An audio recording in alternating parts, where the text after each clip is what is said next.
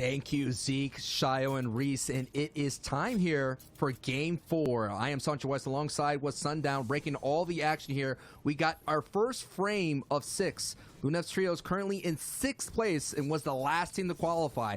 Throughout all competitive Fortnite, we've seen these Cinderella stories, these people barely squeaking through, coming all the way from the back of the pack, being number 1. So Lunev trying to do that and getting some nice beams here. And it looks like did they win Stark's Industries, Sundown, or did they just split this? I gotta take a look. Well, it looks like they got at least 2 of the eliminations. We're going to catch a replay real quick. We're over on the side here. You can see Hellraiser with Gemside and Letwick, and Gemside has been doing a really good job of picking off the key members of Trios over the past couple of games. He's gotten key eliminations, but right now he's going to be taken down by Airwalks, who's then immediately then going to turn it around, be taken down himself. Hellraiser doing a little bit to his name there, raising as much heck as he can and taking down 2 there, getting a little emote through, and also going to be able to stick the revive before Gemside gets taken all the way down. Now flipping on over, we have Jimpin against some of the N10 players. It's Cartoon and him. It's a 2v1 by the look of the fight. Trying to get it resolved, going to swap over the pickaxe and look to knock him down to their level right now. That'll be the conclusion, but not quite able to find the setup for the alley-oop for the charged shotgun. You can hear the snakes in the grass trying to find that last shot. We talked about just how strong it can be, particularly in these early fights, but you are weak in those box-to-box sides, and Cartoon catches a huge pump shot there, but the 79 going through. They'll clean that one up. Jimpin will go down, and the immediate shakedown to try and find the teammate who doesn't seem to be anywhere even remotely near.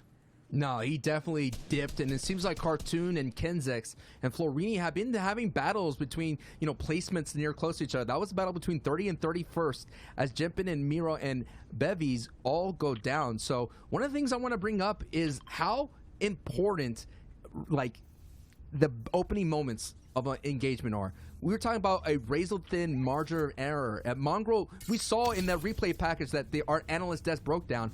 They literally 50-50 that guaranteed chess. And that 50-50 could have easily gone south. Mongrel could have been easily taken out by Jaspe. A one-pump shotgun. Anything. I mean, Mongrel was down to 60 HP. And to have all that butterfly effect to the end game, that was a huge win right there.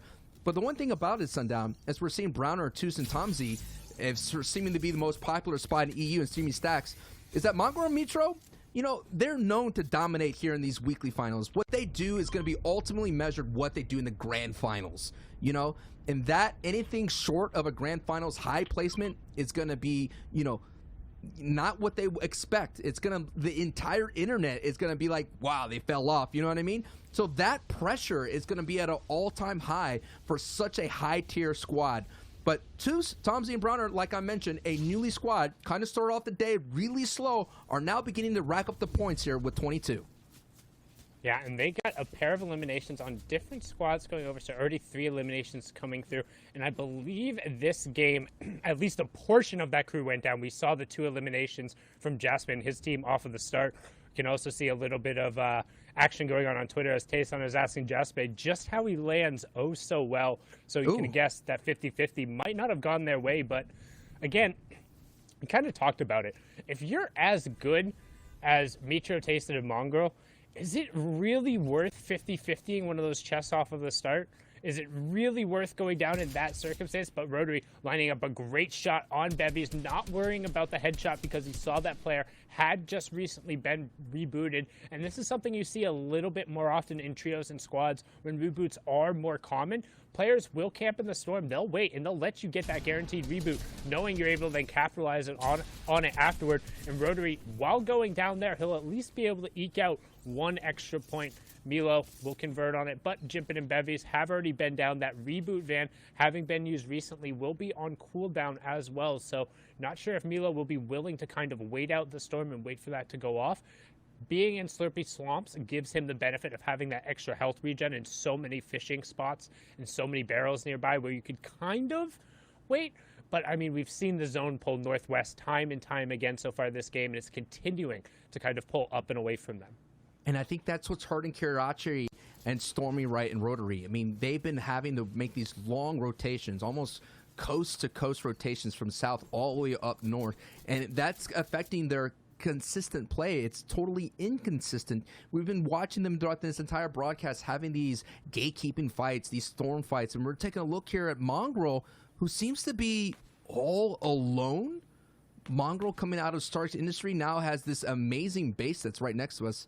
I'm trying to take a look here. Yes, it is true. Mongrel, by himself, the second place team here in Game 4 with only 59 points, all by themselves. And again, across all regions, only 4 teams have secured 15 elims in one game. And that was the pop-off games that we've been seeing here, Sundown. Yeah, and we kind of talk about it. It's the potential for trios because so many people funnel into the end. If you are able to have a complete control and either a ton of people drop into that low ground and you're the one who really just capitalizes on all of it, or you're able to execute on a complete high ground take, you can generally be able to do something. Mongrel looking for some tags here on the player who just shockwaved over, knowing it's an opportunity for somebody who can't shoot back at him, but not quite able to find it. And once the player is in that excess of metal that they're building out on the bridge, I don't think you want to get involved. But riding over the hill right here, we have our first place team currently. It's Nate, Kezix, and 4ZR, the French/Swiss trio, climbing in, but currently underneath Storm Surge, and they're the only team who will be pressured by this. So they're going to have to go look for tags and to try and shift that pressure onto somebody else. Again, 70 people is the number you see. So in that top left-hand corner, 73 people are up. These are the 3 who need to get going and need to find some form of damage, and they are more than capable of doing so.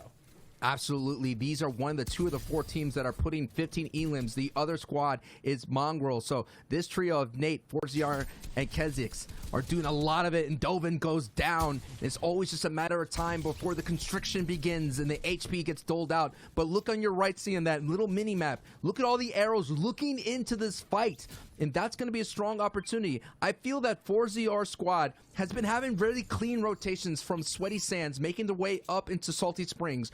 You get into some vehicles, and essentially you get almost 2 free POIs. But I'm thinking because other places are becoming contested, other places are being rough, and a lot of other teams looking for an opportunity to find a footing. As you see here, a lot of teams are now in Salty Springs, and because the zone is there, 4ZR squad's not going to have a clean rotation. But here we go, Sundown. We got ourselves a nice replay.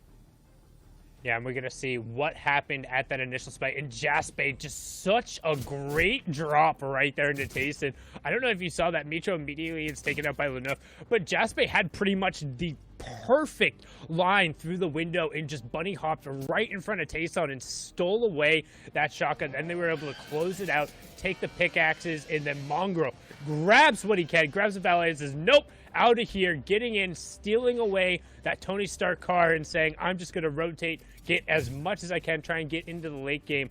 But it's going to be that much more difficult. It's all going to be on his shoulders. We know he's capable of it, but it's that much harder in trios, particularly when you don't get any opportunity to loot. He's going to be forced into a complete scavenger route, which is that much more inefficient this season. So now, over on board with one of the other favorites in Titans, we have Mr. Savage, Lecce, and Benji Fishy just posted up, and they are dead center of this zone. Dead center and dead center are basically here with 11th place, or they're almost have an opportunity to vault themselves into the top 10. Again, the top 15 qualify into the heats. This is going to be a 2-day event. We're already into game 4 of the 6. Tomorrow, another 6 games will be played. It'll be interesting to see what kind of changes. Already Matzo, Amplify, ADN picking up a victory royale, and they were able to do that with only 2 of the trios up. So ADN and Matzo Amplify, this is where they land. This is what they do best. And actually, they did not qualify for the warm-ups. So they're doing really well right now. They just missed warm-ups by 1 point. So for Matzo and Amplify and ADN to make those adjustments, that is a key factor here, especially going to day 2. And this is, again, the opening week. It's a marathon of FNCS trios, and you got to have the stamina. You got to have the mental fortitude to be able to withstand that. And I'm going to be interested in keeping an eye on social media, Sundown, if who's going to decide to switch it up, who's going to pick somebody else's trio, who's going to decide maybe I should pick them up, maybe it's someone that eliminated me. There's so many things, and thank goodness we have things like Shio and Reese who are able to break down these things, because it's hard to keep up sometimes.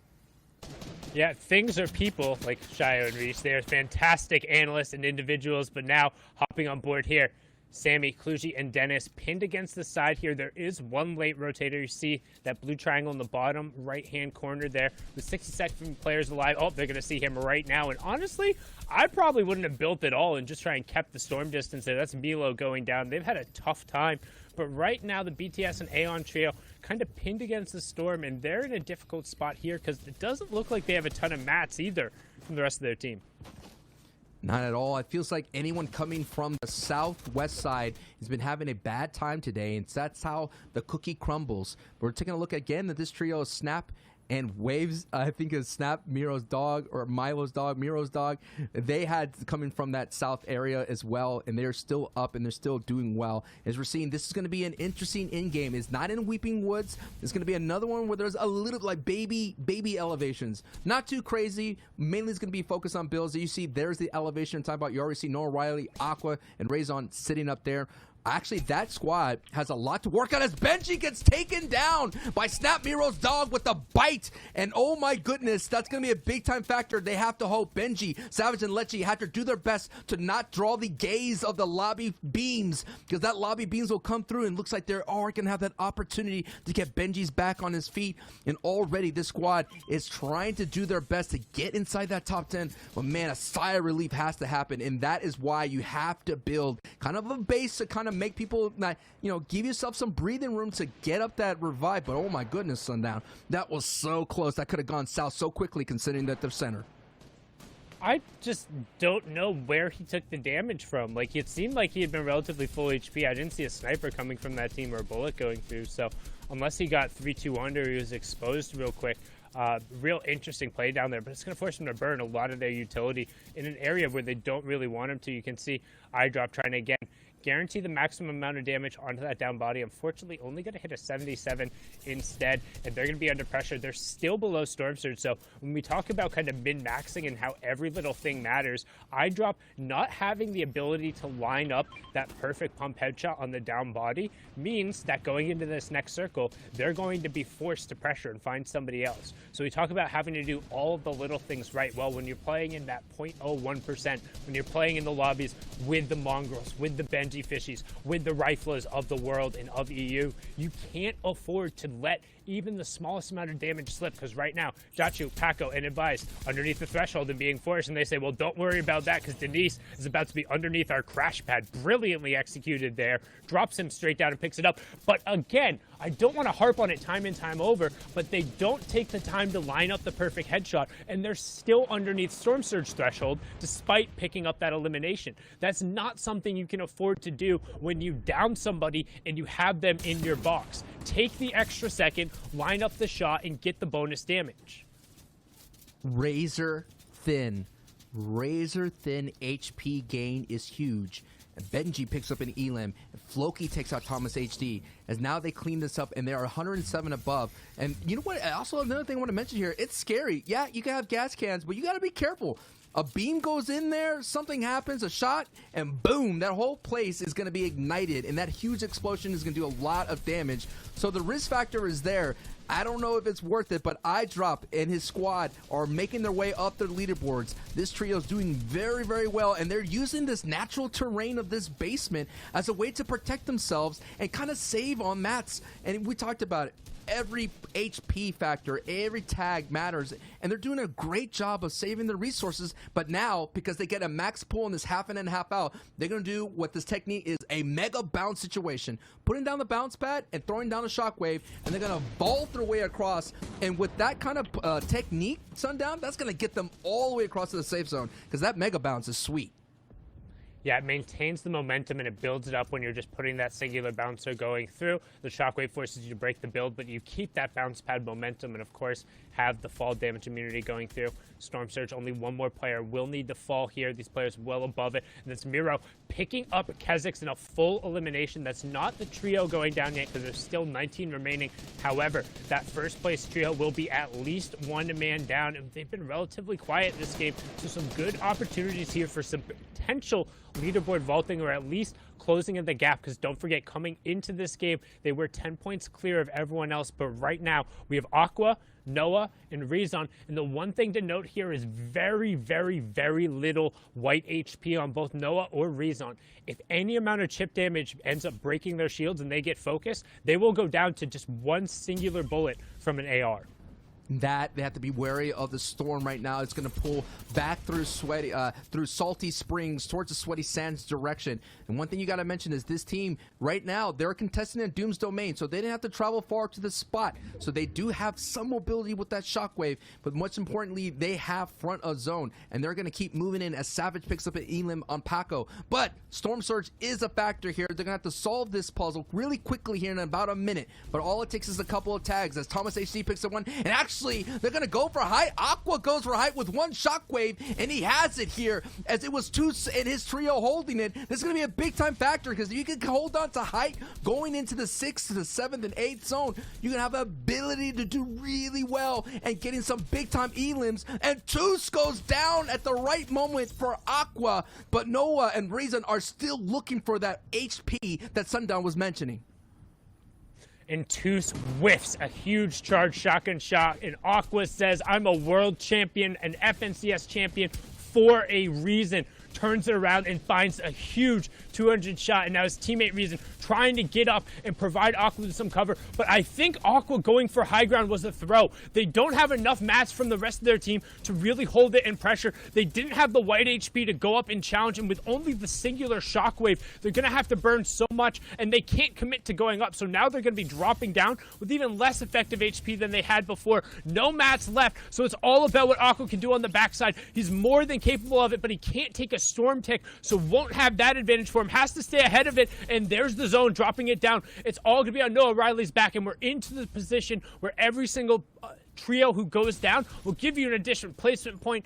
They will go out at 13th, so only 3 points coming through for them there. And you can see as we hop onto the wide, we have a number of players on the low ground, in the mid ground tarp, but up on the high ground and just raining down shots right now is the Serenity player. We're going to hop on board here with Wake, Astro SMG, OT Exponential, and Enterprise Mexi, who are currently sitting on one of those mid ground tarps. Browner, Lanouf, and Merchant are still just raining down shots though. Raining down the shots, and they're trying to rain up the leaderboard at the moment here. I've never experienced a situation that's happening, unfolding right now, as everybody and all the shots are going low. And being on the low ground, yes, it's chaotic, but you have an opportunity to rack up so many elims, especially if you're in front of zone. The classic turn and burn, getting that right side, that strong peak action, and you're seeing that right now. Nice beams right there as Astro gets Nate. Nate goes down. Nate actually gets Benji. Big names are going down left and right. So it's right now Astro and this trio able to get up as they do lose Mex. Exponential going back and forth, but now Astro is the lone dog as gets Lunif. This dog has some still fight in them. It's going back and forth. 3 elims going right now for Astro. It's a top 14 players up, top 7 situation. Every point is crucial right now as they're getting into the 47-point mark, and that's going to get them closer and closer to a top 10 finish. So the only detrimental factor here is he has no builds. He has 3 shockwaves and a bouncer. Just found a legendary shotgun. Using the shockwave to actually get back into some of his own builds. Now he gets thrown around, have no clue which direction he's pointing. Somehow manages to find 1 elim, which is a huge swing for him. Getting that pushed him forward 1 through. It was a straight elim going through, a nice 2-point swing, pushing him into the top 5. But that high ground is just completely uncontested. They are so far up and above that even the shockwave attempt can't go. All the action is on the low ground, but the team sitting up on high ground completely uncontested, going to just be able to rain down these shots. And as the zone finally moves out and away from these old builds, everyone on the low ground is just going to be free for the picking. Savage does go down here, and we're seeing how it all is unfolding right here. Your top right and bottom right are the low ground. Up at height, as you're taking a look here, is Day and his trio. Serenity players holding it very strong now. It's just a matter of moments as they go down there. You see the harpoons, and what an aggressive play and aggressive push, but it wasn't enough. The Aikido throw reversal card throw down by Vettel, and the trio walks away. I drop. Oh my goodness, 73 points here, and the Victory Royale in Game 4. I don't know why they did that. That doesn't make sense to me. With that, you have the high ground advantage.